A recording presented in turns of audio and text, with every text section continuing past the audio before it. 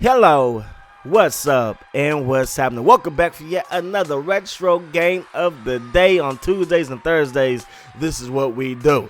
Now, this is NCAA 06, and there's a reason why I picked this game, and there's a reason why I picked these two teams. Now, these are just the spring drills. You know, you do little drills, kind of like the mini games and the old Maddens and stuff like that.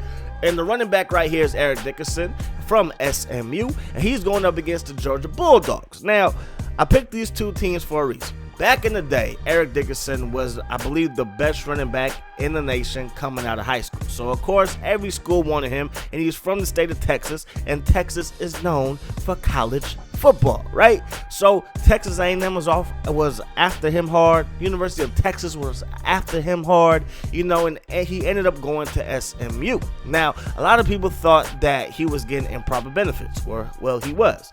These schools were paying or trying to pay him or trying to persuade him with gifts, with benefits and stuff like that, so he would sign to their school.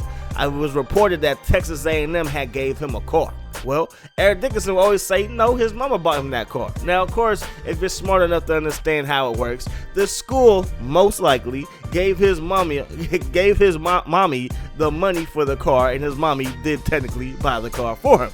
That's how it worked back in the day. But that was not like Texas A&M. That was some boosters from Texas A&M that did it. Now, while Eric Dickerson was at SMU was paying him and was paying other players on the team. In fact, the whole team was on a payroll. That is against NCAA rules, and because of that, the SMU football program got the death penalty.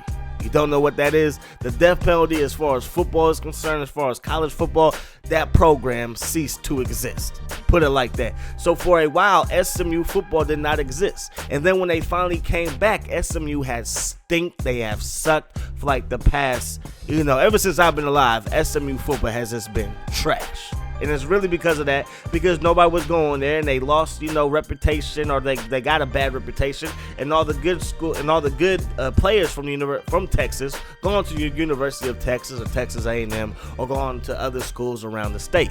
So that was totally wrong. I believe that that the schools should not play or should not pay the student athlete. I feel like that's unfair. The reason why I feel like that's unfair, even though football brings in the most money to these schools, even though basketball brings in like the second most, unless it's like Duke, or like North Carolina, I still feel like these student athletes shouldn't get paid. Why? Because the other guys that play sports for that university really aren't going to care that, that this sport makes more money for the school. They're going to be looking like, hey, I play for the swim team, or I play for the golf team, or I do gymnastics, or I'm on the bowl team and stuff like that. ESPN News shows crazy things. I never know stuff. Arm wrestling is technically a sport, in college. I didn't know that, but hey. But those guys are going to be like, hey, I represent this school. I should be getting paid too. And that's why that is a slippery slope to go up or to fall down, because you do not want everybody who plays a sport to get paid, especially if that sport's not generating any money. So again, I don't feel like these athletes should be getting paid by the school.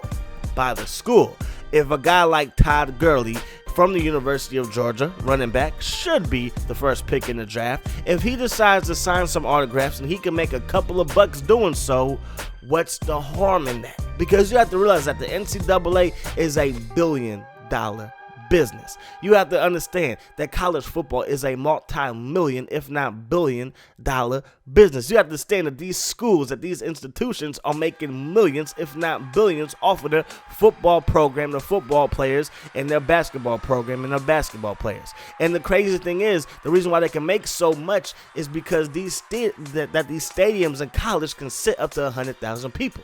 In the NFL, there's only one stadium that can fit 100,000 people, and that's Jerry World, the home of the Dallas Cowboys. So you have to think about that. Let's just say that each ticket is $100. Times that by 100,000. That's a nice pretty penny, and they don't have to give that to any of the people that the people came to watch. meaning they don't have to pay the students. So that's why they're able to make so much money. And now, of course, they're saying, well, if they came to watch the students, then the students should get paid. Hey, again, I do agree with you, but you have to think about the other sports and how they're going to feel. Hey, how come I'm not getting paid? I brought this school a championship in lacrosse or something, or like in soccer or something. So how come I'm not getting paid? You know what I mean? So it wouldn't work out well. But what Todd Gurley did, he signed some autographs. He owned up to it. He was like, yeah, I did it. And it turned out that he only got like $3,000. He only got $3,000. Now, for me, a family man, a guy that takes care of his kids, a guy that takes care of his wife, $3,000 really isn't a lot.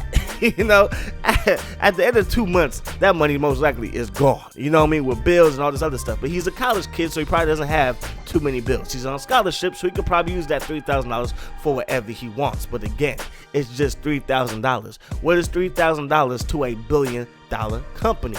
It's nothing. It's nothing. So I don't agree with that. Another thing that I do not agree with, if Reggie Bush, yes, we're talking about Mr. Bush. Reggie Bush, in my eyes, is one of the greatest college football running backs of all time. A lot of people will say Bo Jackson. A lot of people will say Herschel Walker. For me and for my generation, hands down, it's Reggie Bush. The things that he did on the field was freaking nasty. Now, if you don't know what happened to him and you don't understand why he gave back his Heisman, I wouldn't have gave back the Heisman. Because what he did not affect his play on the field. He won the Heisman because of what he did on the field. It wasn't like he won the Heisman for being an outstanding citizen. It wasn't like he won the Heisman for being a great student. No, he won the Heisman for what he did on the field. And what he did as far as violations are concerned didn't affect him on the field. Now, what he did was he got money from an agent, right? That's wrong. You're not supposed to have an agent or be in talks with an agent while you're playing in college. So that is wrong. He should have got punished when he was in college. The NCAA did not find out till he was in the pros. That's the NCAA's fault, not Reggie Bush's fault, even though I'm a firm believer that rules are supposed to be followed, not broken. But anyways, then that agent gives him $500,000 so he can buy his mommy and his dad a house. Now, that's a pretty sweet deal. Do I have a problem with that? Absolutely not. Why? The agent was trying to persuade Reggie Bush to sign with him. That's a good move by the agent. The agent also knows that Reggie Bush is going to be a top 2, top 3 pick in next year's draft, so he's going to be bringing in millions upon millions of dollars. So what's $500,000 to millions upon millions? It's really not that much. I would say that's a good investment if you ask me. So the NCAA comes down on Reggie Bush. Reggie Bush, he gives back the Heisman. Again, I wouldn't have done it because, again, you won the Heisman for what you did on the field. And again, in my opinion, he's one of the greatest college football running backs of all time. Now you think about that. The school didn't pay for Reggie Bush's house. Some random agent did. What's the problem with that? What's the problem with that? I know what you're thinking. Well, that's improper benefits, yada, yada, yada. Here's the cold reality of the rules. And this is why I say, like, the rules should be changed. Is that if this agent would have gave Reggie Bush, you know, a burrito from Taco Bell, that's improper benefits. And Reggie Bush could have been suspended for that. You understand? The rules are twisted. The rules are not there to help the student athletes. They're there to deprive the student athletes of having a nice college life, because any other college student can go out there and get a job. It's not the most glamorous thing to do while you're in college, but they could go out there and get a job. When you're under scholarship, you can't get a job. You can't get a job. It's not like you don't have time for one. You can't get a job. And if you get any special type of benefits from somebody who is not, you know, called your friend, or somebody who is not in your family, then it's improper benefits. And it's the craziest thing to me because, again, a lot of times these guys aren't getting like the best meals and stuff like that. Yeah, they can go to the cafeteria and stuff like that, but it's like when you know you are making this school millions, if not billions of dollars for your services, and you can't like eat a meal that you want. I understand where these college kids are coming from. I understand where Johnny Manziel was coming from. I understand where Todd Gurley is coming from. Todd Gurley signed some autographs. He owned up to it, and at the end of the day, he got $3,000. And he's suspended. He's suspended. It's ridiculous. In my opinion, it's ridiculous, man. But that's going to wrap up this video. I hope you guys enjoyed it. As always, I enjoyed bringing it to you. I hope that the rest of your day is the best of your day. And I'm going to see y'all later. Peace.